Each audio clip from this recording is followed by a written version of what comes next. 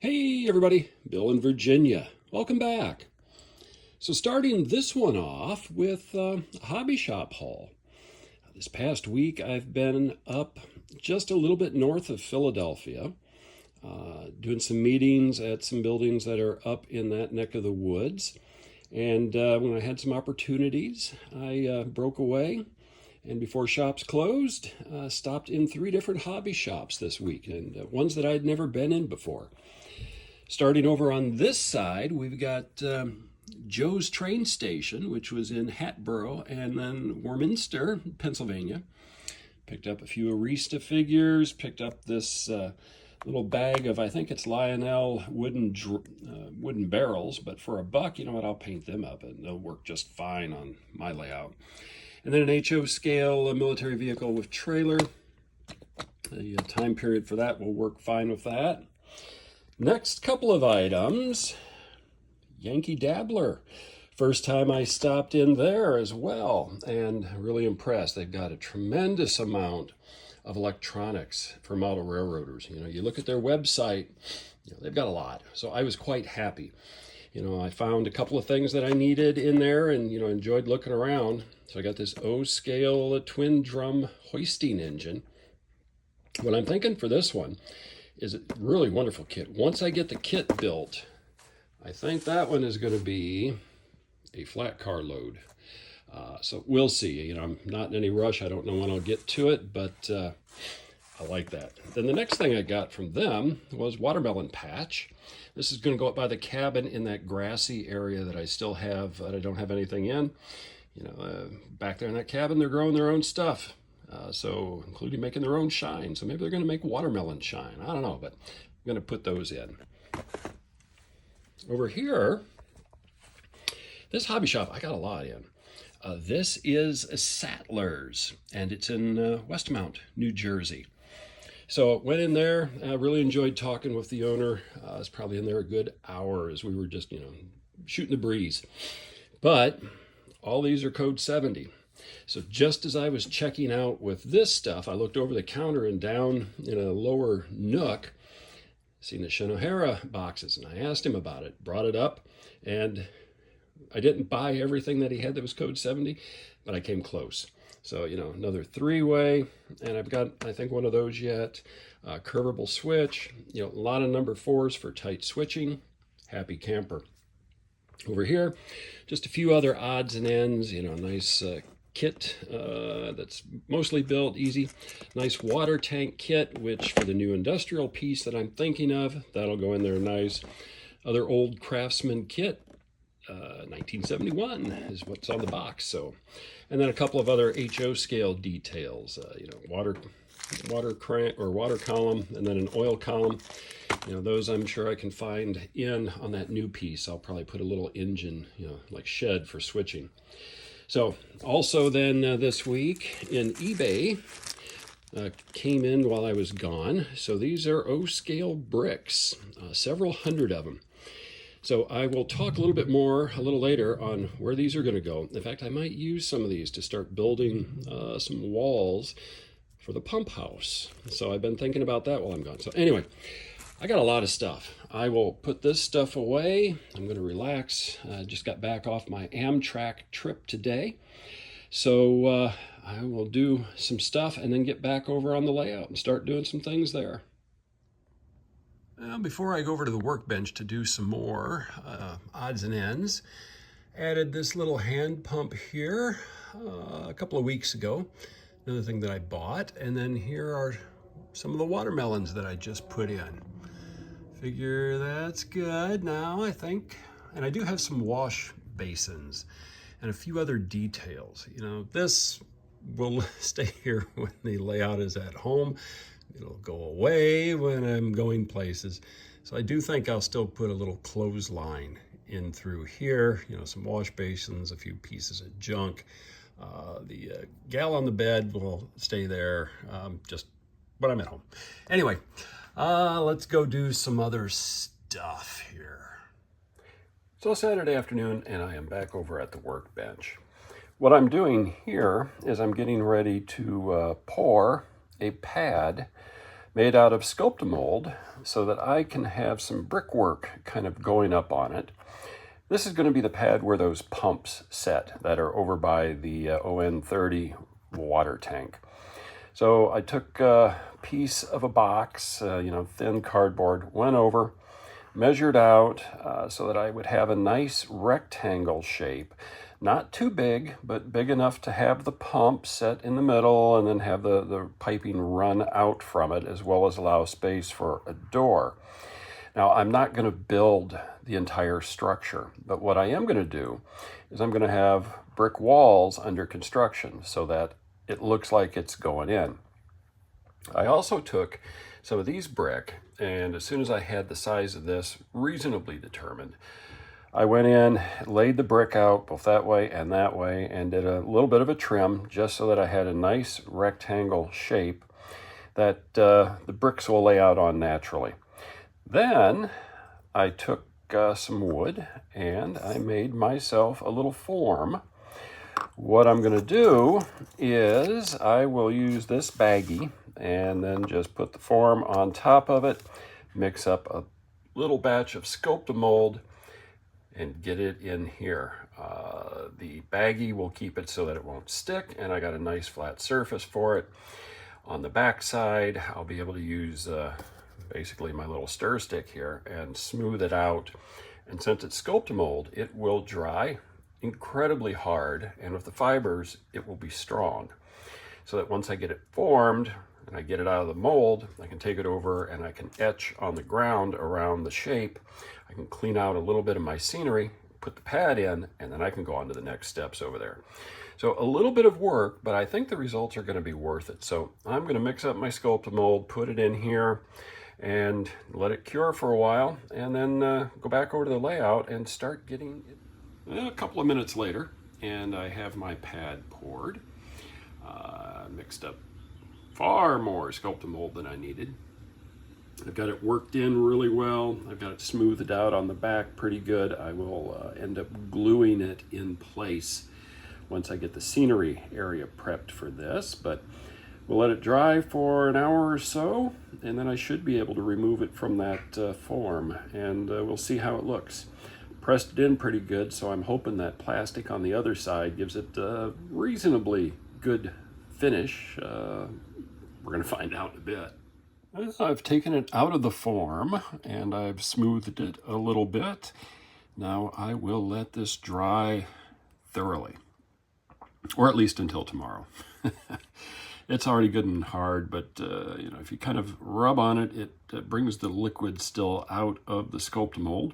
So I will let this sit and not do anything with it this evening, and pick it up again tomorrow. So while I'm waiting for my Sculptamold pad to dry, I took the back off the engine house, and this is going to be still lift off, just not like it is here. But I cut out a piece that matches the floor, and I have it drying now. So I've used scrap pieces of that strip wood that I have a lot of. These are left over from doing the loading dock, different bits and pieces. So once the glue dries on the substrate that I've got that attached to, which is the same size as this, this is the template that came out of it, I will cut everything to size, make sure it fits in here, and then I will start to build a few other things, like a little workbench, maybe some shelves, but that's going to be where all of these O-scale tools are going to go, into that little machine shop. So I will get that moving and show you as I continue to do more work on the little pump house. So Sunday, and my little concrete pad is drying nicely. Still damp to the touch, so I'm just going to continue to let it air out for a few more hours. The floor of the little machine shop is progressing. Let it sit overnight so it's nice and firm for the glue. I've super glued on the machines and the top of the house, sit on it pretty much like that. I'm not going to finish the interior as far as the walls and all of that goes. I may paint it just to get rid of the white, and I'll probably do that. But you're not going to see it. The way it sits on the layout is like this. So even trying to get over to look in through a window when it's up against the engine house, it's dark. So I might paint the walls, but that's the extent of what I'm going to do. What I will do is I will make like a little workbench that goes here, because this is where the door is, and you can see that there. Just a small, or a shelf, and then maybe just a very small freestanding little bench. I've got some anvils and some other odds and ends, so I just want to make like a low little work area that I can put an anvil on, hang some tools near it, and put in a few odds and ends behind these tools to make it look like it's in good use.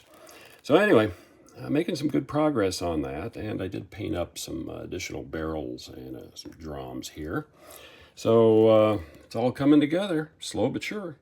So getting a few more details out and ready for this particular scene. Got a nice vise, I've got a nice anvil, I've got a few tools, and then some other things I'll put in and around this shop. It's small, I won't go crazy on it, but I will add some more to it. Also, in the past few minutes, I did come back in and I painted the interior. Just rough, use the brush to give simulated wood. I'll add a little bit of chalk dust once everything dries, but that's done. So this should look pretty good. Kind of hard to see in there, but you'll never see it from this angle once it's in position, but looks okay. I'll get more done. I'm going to build a little, not necessarily a bench, but I am going to build a little stand so that I can have the anvil on that. And I will also have a place where I can put the vise. So I'll kind of build that this afternoon, I think. While I'm still waiting for the pad to dry thoroughly. It's still damp, so I'll give it some more time. So I've put together my little workbench out of some scrap boards. You can kind of see my construction here. The top is individual pieces of what would be roughly, probably 2x6s, scale lumber-wise, and then probably some 4x4s, and then a little bracing. And I've got to trim the overhangs once the glue dries, and then I'll stain it. But you can see I'm going to have an anvil on it, and then that vise. And then there's an O-scale figure for comparison. So it should be a good work height for my O-scale folks. So what I'm going to do now is I'm going to build a little shelf, or a little rack, something that's going to fit on the left of the door to the corner. I will probably end up gluing that, maybe to the floor or maybe to the wall, so that when it lifts off it'll go, because I've got clearance. But I'll see as I get a little farther. I'm going to kind of build up the frame on that and see what I can come up with. Making some progress on the shelves. Just a simple little framework here. This one, once the glue dries, or maybe one of the others, still got to put some on the other side, and one of these will be the middle support. Then I'll determine exactly how much distance I've got from door to wall in here, which really is not much. Looks more at that angle, but it's probably an inch and a quarter. So these will be a tight little space shelves, be able to get some stuff on them. And I'll use some materials, maybe this or some other stuff that I've got in my scrap box to actually make the shelves for it. So it's coming along nice. And the glue is still curing. I'll let that go for a little bit. And then I will drill a hole. Well, actually, I'll trim that, and then I will stain this kind of a dark color. This I'll probably leave this color for the most part. Maybe just weather it with some chalks once I get it done. But simple little build, coming along quick here. So later Sunday afternoon, and I'm about done for the day. So I've got this in pretty good shape here. So there's my little machine shop. As See, I got my vise in there, my anvil, put a few tools out. Built and painted the shelves. They're not that great. I didn't quite get them to line up, and I ended up opting for just 2 because literally that's like less than 4 scale feet for size. So everything's kind of tight in there, but it's a very small machine shop. So you know what? I think that is going to wrap it up for this video. We're at about 15 minutes plus. So the next one, I'm going to show you getting this put into place. And this pad is still drying. It's not quite as damp to the touch as what it was earlier. So I should be able to be working on that one on the next one as well. You know, my thoughts of having this all wrapped up soon, yeah, they're never finished. I've got plenty of stuff to do. Still do some painting on some of those detailed parts as well. I will look because I'm pretty sure I've got a figure that can go in here. So more will come. So with that, keep having fun on your layouts. Until next time.